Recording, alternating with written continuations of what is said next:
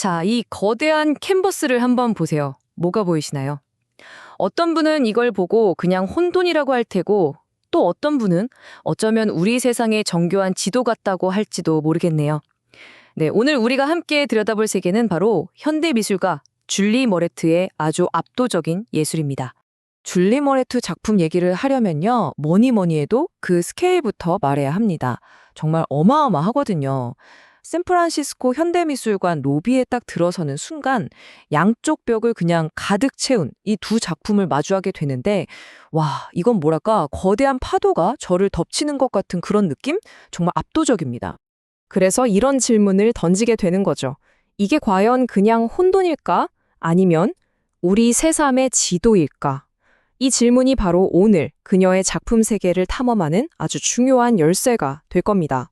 여러분 눈앞에 펼쳐진 이 장관이 그저 아름답고 복잡한 그림일까요? 아니면 이 시대의 모든 복잡함을 담아낸 일종의 거대한 지도일까요?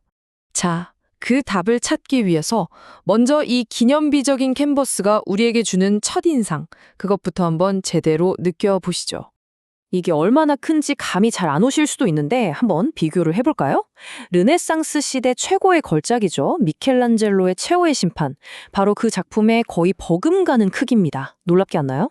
심지어 그런 사이즈의 현대 추상화가 하나도 아니고 2점이나 떡하니 걸려있는 거예요.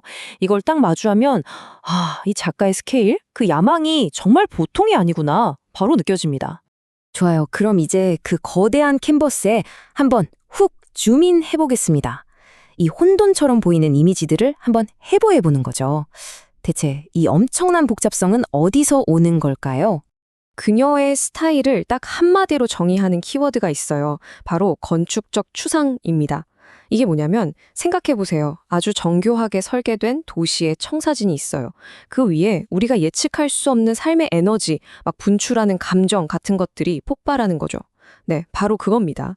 질서와 무질서가 한 캔버스 안에서 만나는 거예요.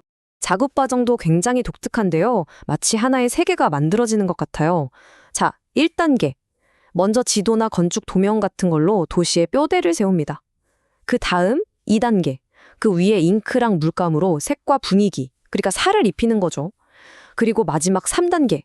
각자 자기만의 스토리가 있는 수많은 표식들. 이걸 작가는 캐릭터라고 부르는데요. 이 캐릭터들을 쫙 불어넣어서 살아 숨쉬는 세계를 완성시키는 겁니다. 그러니까 작가가 직접 한 말처럼 캔버스 위에 보이는 저 작은 표식들이 그냥 점이나 선이 아닌 거예요. 하나하나가 다 자기만의 서사를 가진 캐릭터고, 이 캐릭터들이 모여서 하나의 거대한 세상을, 그리고 그 세상의 언어를 만들어내는 거죠. 그녀가 사용하는 시각적인 언어의 스펙트럼도 정말 넓어요. 어떤 작품은 이렇게 흑백의 아주 날카로운 선만으로 도시의 팽팽한 긴장감을 그리기도 하고요. 또 어떤 작품은 와, 보세요. 모든 색을 그냥 캔버스에 다 터트려버린 것 같죠? 이건 마치 축제나 혁명에서 느껴지는 그런 폭발적인 에너지를 담아낸 것 같아요. 자, 그럼 지금까지는 작품을 어떻게 만드는지에 대해 봤다면 이제는 누가 만들었는지 그 사람에 대한 이야기로 넘어가 볼게요. 이토록 강력한 예술 세계는 도대체 어디서 나온 걸까요? 그녀의 삶을 한번 따라가 보죠. 줄리 머레투는 1970년에 에티오피아에서 태어났어요. 그런데 불과 7살 때 전쟁을 피해서 가족과 함께 미국으로 이주하게 됩니다. 이때의 경험, 이 어린 시절의 기억이 나중에 그녀의 작품 세계에 아주 깊숙이 스며들게 되죠. 이민자로서의 삶, 또 예술가로서의 정말 치열한 노력을 거쳐서 결국 2020년에는 타임지가 선정한 세계에서 가장 영향력 있는 100인에까지 오르게 됩니다. 그러니까 그녀는 그냥 대단한 예술가, 여기서 그치는 게 아니에요. 흑인 여성으로서 현대 미술계의 판도를 완전히 새롭게 짜고 있는, 뭐랄까, 선구자 같은 인물인 거죠. 그녀의 성공 자체가 다음 세대 예술가들에게는 우리도 할 수 있다는 희망의 길을 열어주고 있는 셈입니다. 자, 그럼 이제 퍼즐 조각들이 좀 맞춰지는 것 같지 않나요? 그녀의 개인적인 삶의 여정, 그리고 그녀만의 독특한 스타일. 이 두 가지가 만나서 어떻게 우리 시대의 가장 복잡하고 중요한 문제들을 담아내는 거대한 지도가 되는지 한번 보시죠. 그녀의 그림은 그냥 추상화가 아니에요. 그 안을 자세히 들여다보면 우리 시대의 가장 뜨거운 이슈들이 다 녹아 있습니다. 식민주의가 남긴 상처, 전쟁과 혁명의 그 뜨거운 에너지, 또 거대한 자본주의의 흐름, 그리고 대규모 이주와 기후변화 문제까지. 이 모든 것들이 그녀의 캔버스 안에서 서로 부딪히고 뒤엉키고 폭발하는 겁니다. 바로 이 작품 발췌, 화염병을 보시면 딱 감이 오실 거예요. 정치적인 격변이 가져오는 어떤 폭력성이라든지 사회 전체에 퍼진 불안감 같은 것들이 어떻게 이렇게 폭발적인 하나의 이미지로 번역될 수 있는지를 정말 명확하게 보여주는 작품입니다. 그리고 그녀는 캔버스 뒤에 숨어서 이야기하는 작가가 아니에요. 직접 목소리를 냅니다. 특히 인종차별 같은 사회 문제에 대해서는 아주 단호하게 이야기하죠.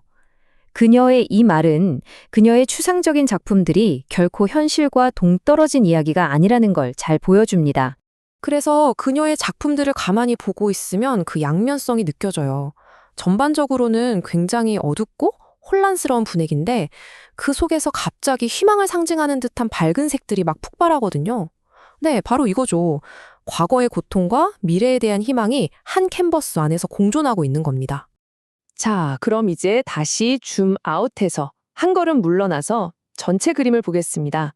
지금까지 우리가 이야기한 이 모든 것들이 모여서 어떻게 그녀를 우리 시대 가장 중요한 예술가 중 한 명으로 만들었는지 그 마지막 인상을 함께 확인해 보시죠. 미술 시장 얘기를 안 할 수가 없는데요. 그녀의 작품은요, 시장에서 우량주로 통해요. 블루칩이죠. 이게 그냥 작품값이 비싸다, 이런 차원의 얘기가 아니에요.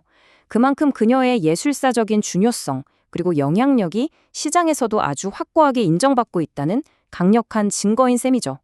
그리고 그녀의 영향력은 미술계 안에만 머무르지 않습니다.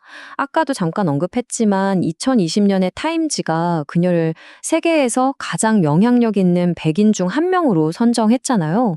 이건 예술계뿐만 아니라 정치, 사회, 문화를 통틀어서 그녀의 목소리가 얼마나 중요한지를 보여주는 대목입니다.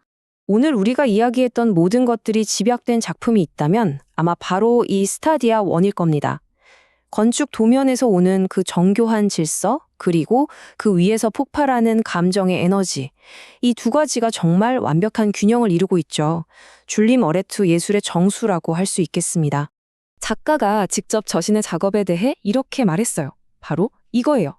기존에 있던 것들을 완전히 해체했다가 다시 조립해서 완전히 새로운 의미를 만들어내는 것. 이게 바로 줄리 머레투 예술의 핵심인 거죠. 자, 그럼 이제 맨 처음 던졌던 질문으로 다시 돌아와 볼까요? 만약 줄리 머레트의 이 거대한 캔버스가 정말 우리 세상의 지도라면 여러분은 지금 이 복잡하고 혼란스럽고 또 가끔은 희망이 터져 나오는 이 지도 속 어디쯤에 서 계신 것 같으세요?